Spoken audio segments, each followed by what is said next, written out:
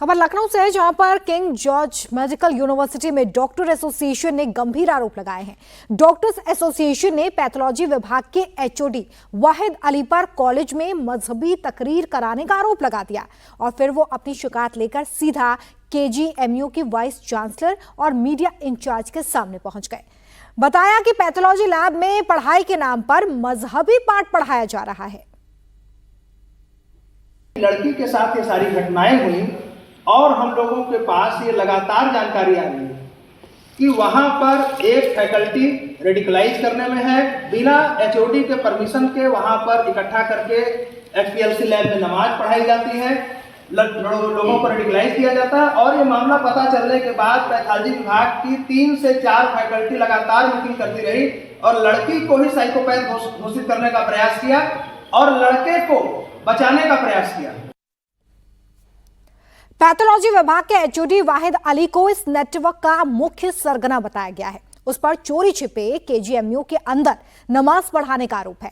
Doctor association ने कट्टरपंथी विचारधारा पर चलने का पाठ पढ़ाने वाले प्रोफेसर के खिलाफ कड़े से कड़े एक्शन और जल्द से जल्द उसके सस्पेंशन की मांग की है, जिसके बाद केजीएमयू प्रशासन ने डॉक्टर को आरोपी के खिलाफ कार्रवाई का आश्वासन दिया।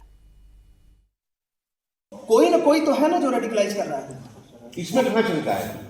तो वो रेडिकलाइज कर रहे हैं, वो लोग जो लैब में चुपके चुपके तकरीर करा रहे हैं, चुपके चुपके नमाज पढ़ा रहे हैं, बिना एचओडी बंद नहीं। आपने नोटिस दिया और एक्शन ले लिए, उसको सस्पेंड होना चाहिए। आज बंद कराएंगे सर 2 महीने बाद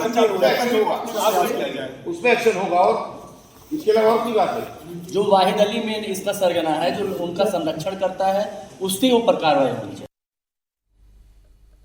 और देखिए, केजीएमयू में अभी कुछ दिन पहले धर्म परिवर्तन और लव जिहाद का आरोप लगा था। अब लैब में धार्मिक तकरीर के आरोप लग रहे हैं। डॉक्टर एसोसिएशन ने तो ये तक आरोप लगा दिया है कि विभाग को इस धर्म परिवर्तन वाली साजिश के बारे में पहले से ही पता था, लेकिन इसके बावजूद पीड़िता को ही साइकोपैथ साबित करने और धर्म परिवर्तन मामले के आरोपी डॉक्टर रमीज मलिक को बचाने की कोशिश तक की गई है। मेन मुद्दा यह है कि लड़की ने सुसाइड कर लिया, लड़की डिस्चार्ज हो गई, विभाग को पता था, उसके बाद भी विभाग के अंदर ये मामला रखा गया, लड़की को साइकोपैथ घोषित करने का प्रयास किया गया। वो जो लड़का है जो पहले से ही शादीशुदा है और ये सारा कांड कर रहा है, उसको बचाने का प्रयास किया गया। उन विभाग की भी कार्रवाई, हम लोग की पहली और मेन डिमांड है कि पैथोलॉजी विभाग में कौन लोग थे जो छिपा कर रखा, और वो व्यक्ति जो कि नमाज पढ़ा रहा, रेडिकलाइज कर रहा है।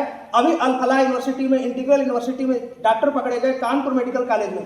हमें कोई भी मामला बहुत छोटा लगता है, लेकिन जब उसका जड़ खोदते हैं तो पता चलता है। केजीएमयू में लव जिहाद की साजिश का खुलासा हुआ तो शिकायत अब केजीएमयू की वाइस चांसलर तक पहुंच गई है। तो आरोपी डॉक्टर के खिलाफ प्रशासन ने फौरन एक्शन लिया है और आरोपी डॉक्टर रमीज मलिक को सस्पेंड करके कॉलेज परिसर में उसकी एंट्री भी बंद कर दी गई है। आप लोग डॉक्टर हैं, आप लोग जानते हैं, लेकिन फिर भी आप लोगों का मन और इसको देखते हुए पहले हम लोग बताना चाहते हैं कि हम लोग कार्रवाई ऑलरेडी कर चुके हैं। हो सकता है दिन में आपको न पता हो, उस छात्र को सस्पेंड कर दिया गया दोपहर में ही, उसकी एंट्री इस कॉलेज के अंदर बैन कर दी गई है।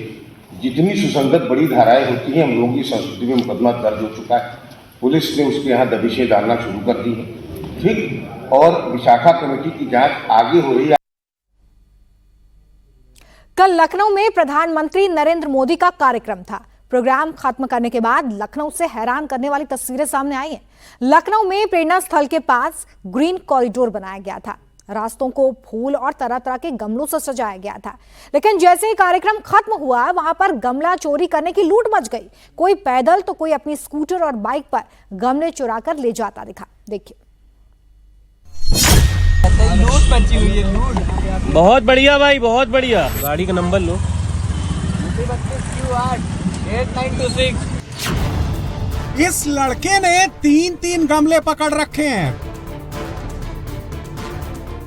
तो ये शख्स अपने स्कूटर में गमले भर रहा है। इस महिला को देखिए, इसने भी 2 फ्लावर पॉट्स पकड़ रखे हैं।